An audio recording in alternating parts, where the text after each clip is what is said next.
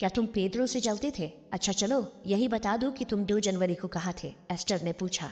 उसके सवालों को सुन हावी बौखला उठा कि वो उस पर शक क्यों कर रही है। एस्टर ने बताया कि उसकी एक्स वाइफ रोजा को लगता है कि तुमने ही पेड्रो को मारा। अभी तक हावी रोजा को बचाने में लगा था, लेकिन जैसे ही पता चला कि वो उसको फंसाने की कोशिश कर रही है तो वो बौखला उठा। सच जानना है तो एल्बर्ट से जाकर पूछताछ करो, यहाँ घंटा कुछ नहीं मिलने वाला। यहाँ से कहानी फिर से फ्लैशबैक में जाती है। जोना फ्रैंक का तबादला लेने के बाद यहाँ रोजा की ड्यूटी एल्बर्ट के साथ लगी। वो किसी डेंजर मूवी के विलेन जैसा था, मतलब फिल्मी डायलॉग खूब मारता था। फिर जब लोग फुटपाथ से अपनी अपनी दुकान लेकर भागते तो इन्हें और मजा आता। दोनों अपनी पावर का खूब दुरुपयोग करते थे। वैसे अब तक एल्बर्ट और रोजा के बीच कुछ खास नहीं था। वो अपने पास्ट की गलतियों से सीख चुकी थी। यही वो पल था जब वो हावी के बच्चे की माँ बनने वाली थी। पूरे घर में खुशी का माहौल था। वो दिन भी आया जब इनके घर सोफिया ने जन्म लिया। यहाँ ट्रांसफर लिए अब तक उसे 1 साल हो चुके थे। इस गैप के बीच एल्बर्ट और रोजा का अफेयर भी शुरू हो चुका था। कहानी फिर पर्जेंट में शिफ्ट होती है।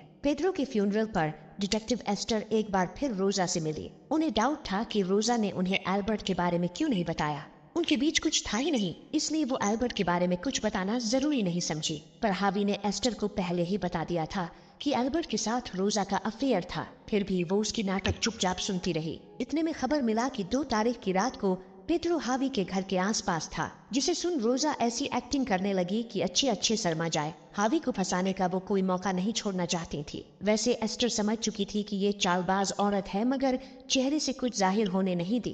पता चला कि इन्होंने तो रोजा की पूरी जन्म कुंडली ही निकाल दिया था। पर पेड्रो का खून किसने किया, ये अभी भी इनके लिए रहस्य बना हुआ था। अगली सुबह मिलकर ये पास्ट में जितने भी एक दूसरे को मैसेज किए थे वो सारे के सारे डिलीट किए। वैसे रोजा इस बात से बौखलाई हुई थी कि एस्टर को एल्बर्ट के बारे में कैसे पता चला। खैर, जब तक हावी गिरफ्तार नहीं हो जाता इन्हें दूरी बनाकर ही रहना होगा। मगर इनका सपना पूरा होने से रहा। पुलिस ने छानबीन करके पता कर लिया कि 2 तारीख की रात जब पेड्रो हावी के घर के आस पास था तो हावी उस वक्त विलानोवा में था। ये बात उसके साथ काम करने वाले लोगों ने भी पुष्टि की, यानी वो शक के दायरे से बाहर था। अगले दिन हावी अपनी बेटी को लेने पहुंचा तो मोहतरमा हड़काने लगी कि वो उसकी बेटी से दूर रहे। वैसे भी वो पेड्रो मर्डर केस में जल्द ही जेल जाने वाला है। दिन में सपने देखना छोड़ दो, मैं पुलिस के शक से बाहर हूँ। उन्होंने 2 तारीख को हावी इस शहर में नहीं था पता कर लिया था। यानी 2 तारीख की रात को पेड्रो का मोबाइल लेकर हावी के घर के आसपास मर्डराने वाला प्लान फेल हो चुका था। मोहतरमा आस लगाए बैठी थी कि पुलिस वाले पेड्रो के लास्ट लोकेशन को ट्रैक करेंगे तो शक हावी पर जाएगा और बाकी का काम इसका ड्रामा कर देगा। मगर अफसोस हावी उस दिन किसी दूसरे शहर में था। कुछ समझ नहीं आ रहा था कि अब वो क्या करे। इसी असमंजस में वो फिर एक चाल चली। अगले दिन उसके मॉम डैड से पूछताछ होने वाला था। उनके सामने वो गिड़गिड़ाने लगी कि हावी उससे सोफिया की कस्टडी पाने के लिए उसे फंसाना चाहता है। उसने शायद एस्टर को बताया है कि पेड्रो का खून मैंने किया है। पुलिस वाले भी उसकी बात पर यकीन कर लेंगे। वही डिटेक्टिव एस्टर को उस पर यकीन ही नहीं कि वो 2 तारीख को पेड्रो के साथ थी और क्लिनिक से लौटने के बाद झगड़ा करके वो कहीं चला गया। हुवान झट से बोल पड़े कि अगर वो गवाही दे दे कि 2 तारीख को रोजा और पेड्रो को क्लिनिक जाते हुए देखे थे तो बात बन जाएगी। रोजा यही तो चाहती थी। पूछताछ के दरमियान हुवान ने झूठी गवाही दे दी। मतलब वो एस्टर को पूरी तरह से यकीन दिला देना चाहती थी कि 2 तारीख को पेड्रो जिंदा था। उसी ने उसके मैसेज का रिप्लाई भी किया था ताकि सब कुछ परफेक्ट लगे। यहाँ से कहानी उस टाइम में जाता है जब रोजा पहली बार पेड्रो से मिली थी। वो था तो 40 साल का, मगर उसका दिमाग 15 साल के बच्चे जैसा था। बातों बातों में पता चला कि वो ट्रैफिक पुलिस में है। अगले दिन से वो बचकानी हरकतें करना शुरू किया। फिर नंबर जुगाड़ कर उसे मैसेज वगैरह भी करने लगा, कभी यहाँ कभी वहाँ। खैर, वो एक शाम पेड्रो से डेट पर मिली। वो पूरा बैल बुद्धि था। अगले रात को 2 बजे मिलने चला आया। हावी कोई दूध पिता बच्चा तो था नहीं। वो सब समझकर अनदेखा कर दिया करता था, मगर वो भी कब तक बर्दाश्त करता। एक रोज उसका माथा ठनका और बोरिया बिस्तर उठाकर चल दिया। रोजा को समझ ही नहीं आ रहा था कि उससे ऐसी क्या गलती हो गई कि वो उसे ऐसी सजा दे रहा है। जिस पर हावी ने उसका सारा कच्चा चिट्ठा खोल डाला कि वो कुत्ते की दुम जैसी है। पहले मनु, फिर अल्बर्टो के साथ साथ पेड्रो। फिर भी वो ऐसे रिएक्ट कर रही थी जैसे कि उसने कुछ गलत किया ही नहीं। उसके साथ अन्याय हो रहा है। हावी से डिवोर्स के बाद पेड्रो धीरे धीरे करके इनकी फैमिली का हिस्सा बन गया। वही सिल्विया से भी डिवोर्स ले लिया, जिसके साथ वो 10 साल तक रहा। उसके दोस्त जेम्स ने डिवोर्स लेने से पहले उसे समझाया भी कि जिस लड़की के लिए वो अपनी फैमिली को छोड़ रहा है वो बहुत चालू चीज है, मगर उसके ऊपर तो प्यार का धुन सवार था। परजेंट में एस्टर एल्बर्ट के घर पूछताछ करने पहुंची। पता चला कि बहुत पहले वो एक साथ पेट्रोलिंग किया करते थे। उनके बीच कोई प्यार वगैरह तो नहीं था, पर कभी कभार फिजिकल रिलेशन बना लिया करते थे। वैसे ये बहुत पुरानी बात है तो वो इसी हफ्ते 2 बार क्यों मिले थे? एल्बर्ट बहाना बनाने लगा कि पेड्रो के गायब होने के बाद रोजा परेशान रहने लगी थी, इसी सिलसिले में वो मिले थे। इसके बाद एल्बर्ट के दोस्तों से पूछताछ की गई। पता चला कि पुलिस स्टेशन में रोजा एल्बर्ट के रिलेशन से सब वाकिफ थे। ये बात उन्होंने खुद सबको बताया था। कब बताया था? पेड्रो के मरने से पहले या फिर बाद में? एस्टर ने पूछा।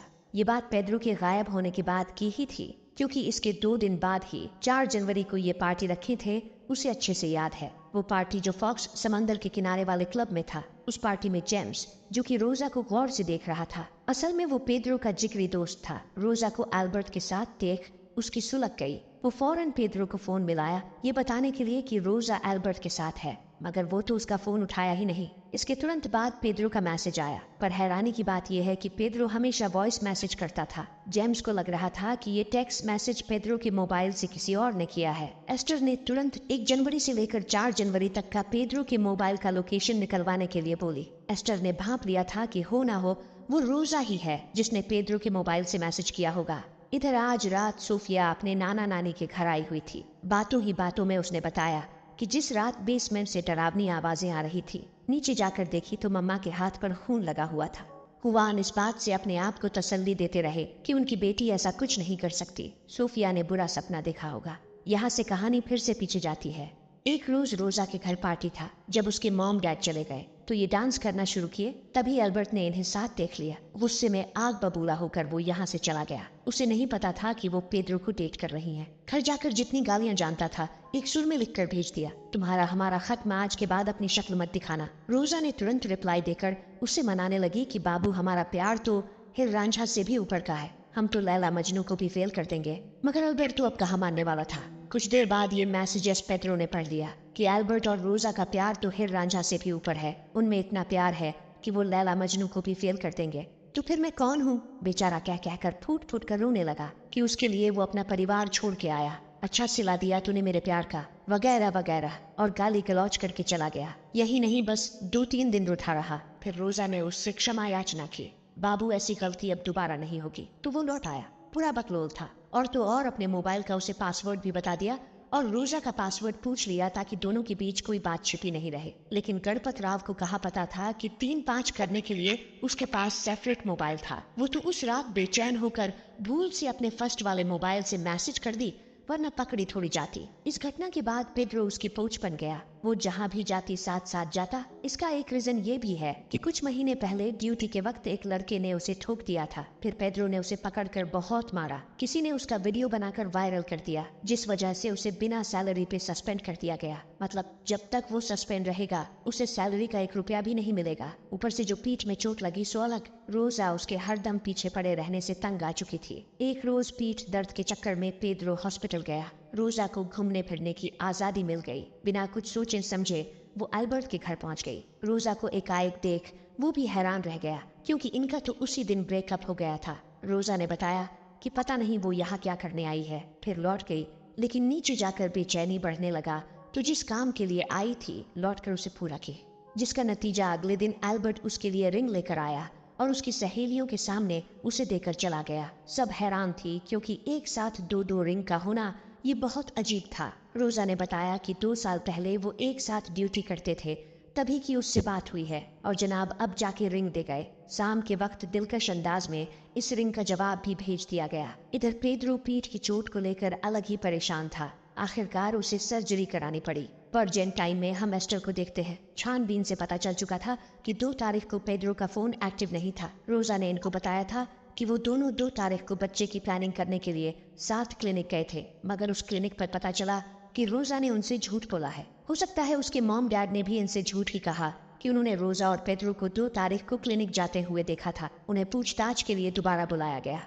हुआन अपने पिछले बयान पर अड़े रहे, लेकिन उनकी वाइफ ज्यादा देर तक सच को छिपा नहीं सकी। सामने आ ही गया कि ये सब कहने के लिए उनकी बेटी ने ही इनको सिखाया था। वही पेड्रो की मोबाइल की लोकेशन का डेटा भी आ चुका था। लोकेशन उसी क्लब का था जहां पर रोजा पार्टी करने पहुंची थी, यानी जेम्स के मैसेज के जवाब में उसी ने मैसेज किया। पेड्रो का मोबाइल उसी के पास है। अगले ही पल एस्टर ने अल्बर्टो और रोजा के मोबाइल का लोकेशन निकलवाया तो सब दूध का दूध और पानी का पानी हो गया। 1 जनवरी की रात पेड्रो अल्बर्टो और रोजा के मोबाइल की लोकेशन एक ही जगह बता रहा था। अगली सुबह रोजा और अल्बर्टो को गिरफ्तार कर लिया गया। रोजा के घर की तलाशी ली गई तो उन्हें पेड्रो का मोबाइल मिल गया। साथ में वो गुलाबी मोबाइल भी बरामद हुआ जिससे वो 3-5 किया करती थी। बेसमेंट को बारीकी से चेक करने पर उन्हें लैंप पर खून के छींटे मिले। पहले दिन जब एस्टर रोजा से मिली थी तो उसने गौर किया था कि उसके उंगलियों पर पेंट लगा हुआ था, यानी वो पूरा घर को पेंट कर खून का धब्बा छिपा तो लिए, मगर अपराधी चाहे जितना भी सातिर हो, कोई ना कोई सुराग तो छोड़ ही जाता है। डीएनए टेस्ट से कंफर्म हो गया कि ये खून के छींटे पेड्रो के ही थे। वही रोजा मानने को तैयार ही नहीं थी कि ये खून उसने किया है, बल्कि वो इस खून का ब्लेम एल्बर्ट पर डालने लगे कि एल्बर्ट पेड्रो से जलता था। 1 तारीख की शाम को वो दीवार फांद कर उसके घर में घुस आया। उसके हाथ में कुल्हाड़ी थी, उसके ऊपर खून सवार था। रोजा अपनी बेटी को बचाने के चक्कर में उसे लेकर दरवाजा बंद कर ली। नीचे से कुल्हाड़ी चलने और पेड्रो की चीखने की आवाजें आ रही थी। जब लाइव टेस्ट किया गया तो सच में कुल्हाड़ी चलने की आवाज इस रूम तक आ रही थी। दूसरी तरफ एल्बर्ट का कुछ और ही कहना था। वो भी नहीं मान रहा था कि उसने खून किया। उसका कहना था कि रोजा ने पेड्रो को मार दिया था, बाद में लाश को ठिकाने लगाने के लिए उसे घर बुलाई थी, जिसके बाद वो दोनों पेड्रो के लाश को उसके ही गाड़ी में रखकर सुनसान जगह ले गए और गाड़ी सहित लाश को पेट्रोल छिड़क कर जला दिए। इस केस में 5 जूरी मेंबर्स को रखा गया। बारी बारी सभी गवाहों की गवाही ली गई। रोजा ने अल्मू को बताया था कि 2 साल बाद एल्बर्ट उसे मिला और रिंग देकर चला गया, जबकि एल्बर्ट और रोशा के डिलीट किए गए मैसेज को रिकवर करने पर साफ हो गया था कि वो एक दूसरे के साथ रिलेशन में थे और हर दिन एक दूसरे से चैट किया करते थे। यानी रोजा सरासर झूठ बोल रही थी कि एल्बर्टो उसे 2 साल बाद अचानक मिला और रिंग देकर चला गया। जो बात इन्होंने कोर्ट और सबसे छिपाई वो इस प्रकार से थी। अभी रोजा और पेड्रो के रिलेशनशिप को 3 महीने भी नहीं हुए थे, इतने में ही वो उससे उब चुकी थी। दूसरी तरफ पेड्रो शादी के लिए प्रपोज कर ही दिया था, पर एक दिक्कत थी। अगर वो पेड्रो को छोड़ती तो लोग बातें बनाते कि 3 महीने में ही दुल्हा चेंज करती रहती है और उसके माँ पापा उसके बारे में क्या सोचेंगे। यही सब ध्यान में रखकर वो दोनों पेड्रो के मौत का षड्यंत्र रचे, उसके खाने में नित की गोलियां मिलाकर उसका काम तमाम कर दिए। अंत तक भी उन दोनों में से किसी ने जुर्म कबूल नहीं किया, मगर ये तो प्रूफ हो ही चुका था कि मर्डर उन दोनों में से ही किसी ने किया है, या फिर दोनों भी एक साथ मिलकर किए होंगे। तो जूरी मेंबर्स ने रोजा को 20 साल तथा एल्बर्ट को 25 साल कारावास की सजा सुनाए। बुरे कर्म का बुरा नतीजा तो होना ही था। अब पछताए होत क्या जब चिड़िया चुग गई खेत। इसीलिए दोस्तों, बुरे कर्म से बचे और अपने परिवार के साथ खुश रहे।